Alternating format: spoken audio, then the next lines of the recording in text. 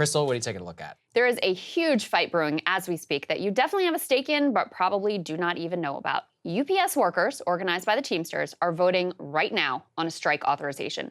We're talking about nearly 350,000 workers casting ballots to indicate whether they are ready to walk if contract negotiations fail. By sheer numbers alone, if these workers were to actually hit the picket lines, it would be among the largest strikes in U.S. history. And of course, these aren't just any workers. Especially post-pandemic, our nation runs on package delivery. These are the men and women who do all the labor of getting those goods to your doorsteps, and they happen to work for a company that has been posting record-breaking profits thanks to this new reality. UPS and their Wall Street owners, Vanguard Capital and BlackRock, they have been making money by the billions in recent years. They brought in a record haul of $13.1 billion in 2021, only to make even more money in 2022. But have the workers shared in this stunning prosperity? Of course they haven't. Instead, the company has nickel and dimed them, denying them hazard pay during the pandemic, forcing them to work overtime, squeezing part-time workers like crazy. And to add insult to injury, the company refused to install air conditioning in their trucks, even as their workers suffered heat strokes from extreme temperatures and in some instances even died. Somehow, however, UPS did find the money to install driver-facing surveillance cameras to track their workers' every move as if they were criminals. Now, the roots of UPS worker discontent actually go back for years, as they have watched their middle-class profession eroded into precarity by greedy bosses and unaccountable union leadership during a neoliberal era that saw union density collapse. As UPS package car drivers Sean Orr and Elliot Lewis write for Labor Notes, quote, UPS jobs were once considered a yardstick of secure union jobs. Now 60% of the workforce is part-time, making around the minimum wage in many regions. Drivers in many locations are forced to work 6 days a week and up to 14 hours a day with forced overtime.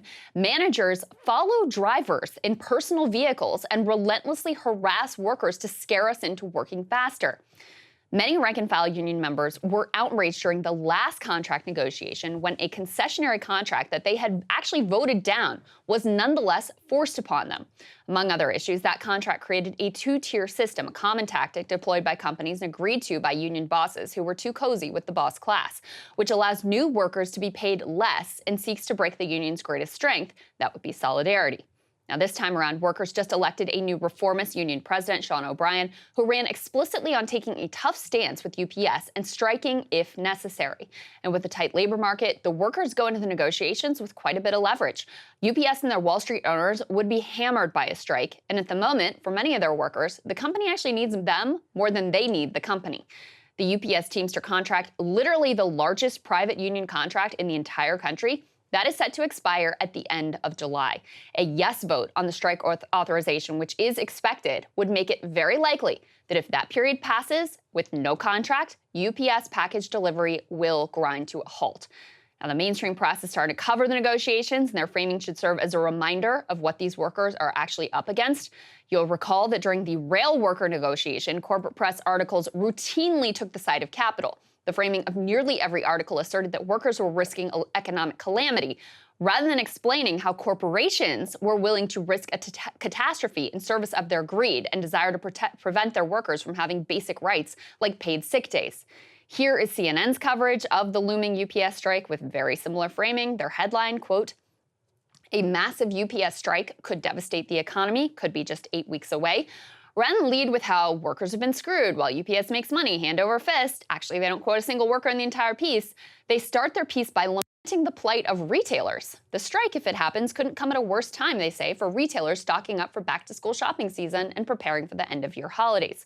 You can bet there will be many more articles like this, and many that are even far worse, all designed to undercut the leverage workers have in the negotiation and to marshal public opinion on the side of UPS and their Wall Street owners. Don't forget the basic facts. UPS has made billions off the backs of these workers. They can afford easily to treat them with humanity, and it shouldn't even take the threat of a strike to achieve this basic level of fairness. We're going to be following this one really closely because the stakes are extremely high. They're high for these workers, of course, who are trying to earn a decent living without falling out from heat stroke in the middle of their shift.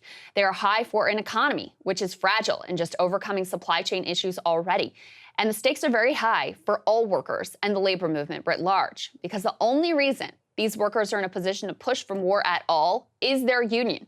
And if they succeed, it shows the power of organizing. When unions were at their height, they didn't just lift wages for their members, but for all workers, because even non-union shops had to compete with them on wages and on benefits. Right now, there's lots of jobs, which keeps the labor market tight, but far too many are low-paying jobs that are not even coming close to keeping up with inflation. This fight could point the way back to a healthy middle class. And this one is hanging out there. Hey guys, if you like that video, go to breakingpoints.com, become a premium subscriber, and help us build the best independent media organization on the planet. That's right. We're subscriber funded. We're building something new. We want to replace these failing mainstream media organizations. So again, to subscribe, it's breakingpoints.com.